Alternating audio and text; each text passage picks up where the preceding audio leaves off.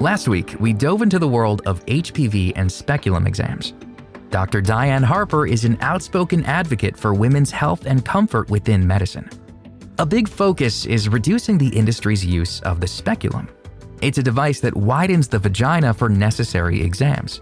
However, it can also be a main source of discomfort, anxiety, and pain. Despite these negative experiences, Harper says this tool that's been around for centuries has never undergone a major update. It's an instrument that has been used by men in the field caring for women with never a thought that this would be potentially abusive to her, that it would be painful to her, that there would be better ways of doing this.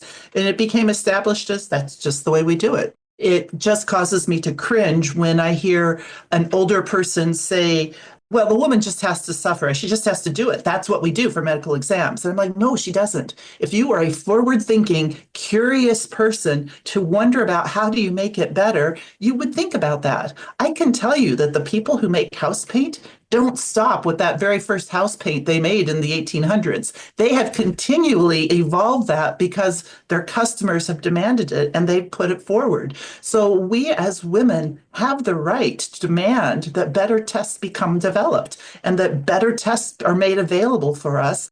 Harper is a professor in the Departments of Family Medicine and Obstetrics and Gynecology at the University of Michigan. She says that with the approval of the self-sampling tests that we discussed last week, there's no need to use a speculum unless a woman has concerns or symptoms she's noticed. And despite the American medical community's resistance to this change, Harper believes we should be using the data and evidence to guide current practices. I think that you get entrenched in ways of thinking about things that have been done forever. And sometimes it's hard to give them up because you think, well, they've been done forever and we're okay. The problem with that is that you don't know all the cancers that you're missing because of the way you're currently doing it. I would posit that we do know that of the women who get cervical cancer in the United States, half of them haven't come in for screening. That says there's something wrong with our screening method. These women are telling us in interviews that they were sexually assaulted, that they feel uncomfortable in the office, that the physician made some kind of weird green comment at some point that has now totally scared them away from ever revealing a nakedness of them that's very personal and that women do not like to have invaded. A 2022 paper in JAMA Network Open shows that the number of women without up-to-date screening has significantly increased. Unfortunately, the numbers are even worse for women with a physical disability. Harper recently worked on a small study published in JAMA Network Open that evaluated the screening disparities faced by disabled women. Interviews with the 56 participants reveal how difficult each step of the process is. For women who use wheelchairs, even entering the office can be a challenge. And then you're sitting in the room and the doctor says, okay, now we really need to do a cervical cancer screen on you. And the woman's like, well, I need somebody to help get me up on the table. And then you have to know that my pelvis is contracted and my legs, my knees won't go very far apart. And I can't use the speculum in this way. You have to turn me on my side or you have to help hold my leg up. And then I need somebody to come in the room and help me undress. How would you feel if you had to say that to somebody just to get a routine preventive healthcare screen? That doesn't give you a lot of sense of empowerment. And when the speculum is finally inserted, some of these women fear they'll lose control of their bladder, or the nurse will drop their leg, or just simply feel embarrassment that their experience is different from the other patients. It could be a scary thing for a woman with a disability to think about how in the world am I going to get the health care I need? Because we know that over 50% of kiddos with spina bifida, over 80% of people with cerebral palsy, and 94% of people with other physical disabilities are sexually active. Okay, sex means that there's an opportunity for skin-to-skin contact, which means there's an opportunity for HPV infection. And if there is an HPV infection, then we can help you by vaccination, but we can also help you by screening in a way that's now more comfortable for you.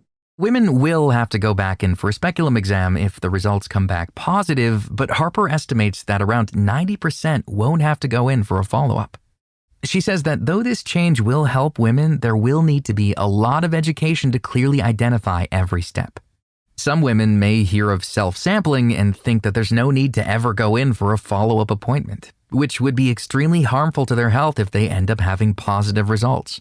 To me, the very most important thing is that women just don't go off by themselves and get an HPV test, but they work with their doctor, because if it's positive, you have to have a relationship with someone that you trust, that you can talk to about what does it mean? What do I need to do? Tell me about that. Does it hurt? Does it not hurt? Do I need somebody with me? What are you really looking for?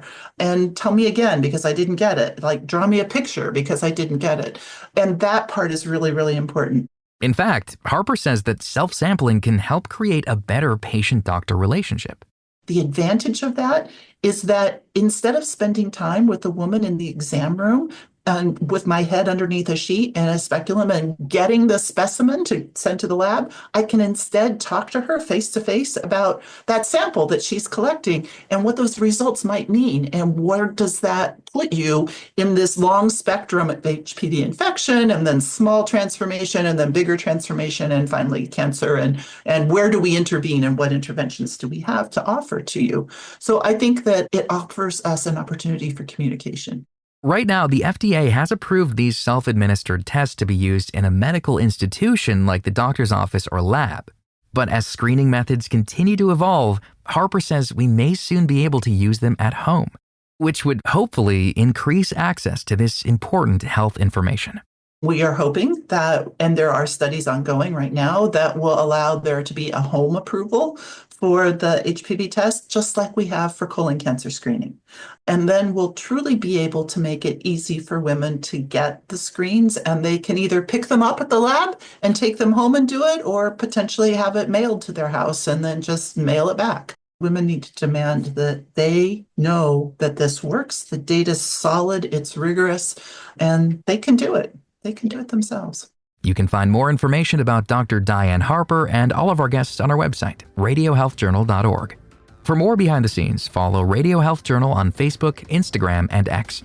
Our writer-producer is Kristen Farah. Our production manager is Jason Dickey. I'm Greg Johnson.